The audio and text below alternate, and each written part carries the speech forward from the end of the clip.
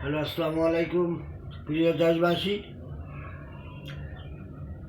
আপনারা সকলের অবগতির জন্য বলতেছি, আমার কথাটা একটু মূল্যায়ন দিবেন এবং এটা বিশ্লেষণ করবেন যে আমি কথাটা কি বললাম। যেমন মনে করেন, বাংলাদেশের জননেত্রী প্রধানমন্ত্রী শেখ হাসিনা কিন্তু স্বজন হারার বেদনা এর মতন অল বিশ্বের মধ্যে আর কারো অন্তরে নাই। ওই কারণেই এই মাননীয় প্রধানমন্ত্রী জননেত্রী শেখ হাসিনা কোনো দিনও আপনার এই গণ অভ্যুত্থান চালাইতে পারে না। এর দ্বারা এটা সম্ভব না। এর পক্ষে এর দ্বারা এটা হয় নাই। দেখেন, চোরায়ন আছে সবার, চোরারে চিয়ানি চোরারে বান্ধে, চোরায়ন আছে সবার মাঝে। আজকে এই ইউনুস এই ঘটনা ঘটাইয়া সে আজকে হাসিনারে কাঠগড়ায় দাঁড়াইতে চায়। হ্যাঁ, এটা কিন্তু ঠিক হবে না।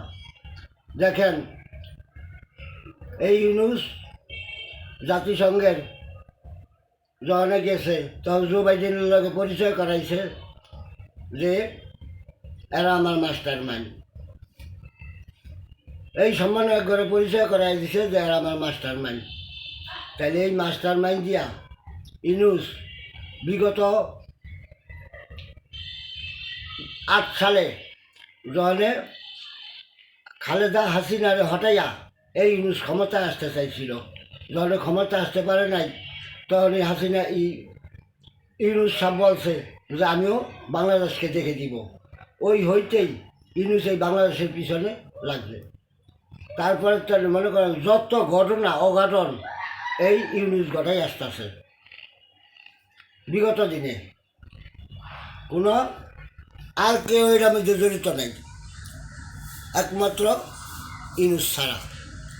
আজকে সেই ইউনুস নির্দোষী হাসিনারে কাঠগড়ায় দাঁড়ায়, এটা কিন্তু ঠিক না। আসসালামু আলাইকুম, সবাই আমার দোয়া করবেন।